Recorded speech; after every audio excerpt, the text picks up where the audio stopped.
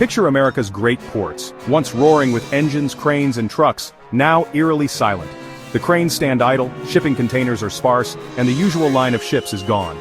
This isn't efficiency, it's economic paralysis, the result of a high-stakes international trade standoff. The silence means lost jobs, vanishing goods, and rising prices. A crisis with real human consequences. America's waterfronts, once bustling, are now ghost towns, and the impact is just beginning. How did we get here? One word: tariffs. Tariffs, taxes on imports, were meant to protect American industries, but the latest wave has backfired. With threats of tariffs as high as 145% on Chinese goods, businesses froze, canceling orders and halting shipments. The result? Ports stalled, workers sidelined, and consumers caught in the crossfire. Instead of boosting American industry, these tariffs have crippled our own supply chain. The tools meant to help us have become sledgehammers, and our harbors are paying the price. The numbers are staggering.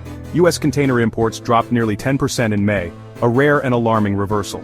Imports from China collapsed by over 21% in a single month, the steepest fall since the pandemic. The Port of Los Angeles expects imports to plunge by a third, leaving hundreds of thousands of containers undelivered. This isn't a market correction, it's a direct result of unpredictable policy. The machinery and workers are ready, but the ships have stopped coming. Temporary shipment surges are gone, and the reality is clear. The main artery of U.S.-China trade has been severed. Our ports are bleeding out, and the consequences are rippling nationwide. The port crisis is triggering layoffs across logistics. Dock workers, truckers, warehouse staff, and rail operators all feel the pain. Fewer ships mean fewer jobs, and families face growing uncertainty. The supply shock is hitting store shelves. Less variety, more empty spaces, and higher prices. Scarcity is replacing abundance, and inflation is rising as costs are passed down to consumers. That tariff on imports? It lands on your receipt. Every American is paying the price for this trade war, whether they realize it or not. The economic aftershocks are reaching every home. America's trade crisis is reshaping the world.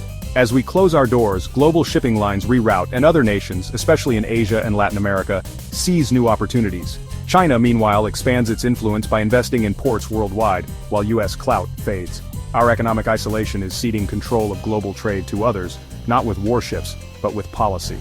The silence on our docks is a warning: turn inward, and we risk long-term economic pain and diminished global influence. The world will move on, with or without us. The question is, are we ready to watch America's ports become relics of a more connected past? The future of trade is being built elsewhere. Will we be part of it or left behind?